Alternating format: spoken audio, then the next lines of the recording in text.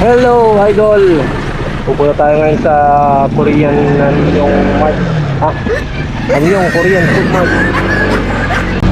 Bibili tayo ng masarap na jajang yun para kay Lalap.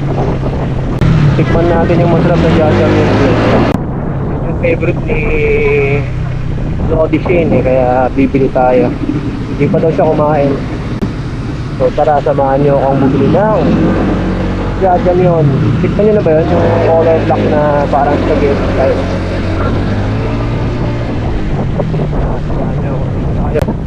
Yun o, Anyong Korean Food Mart. Guys, dito lang sa Along the Highway lang sa yun. Anyong Korean Food Mart. Yun o. So kuha tayo ng dalawa. Say hi to the video. Yun, jajam yun. Nagugutom kayo, try nyo to, masarap. Naku, may nahuli na naman dito sa highway.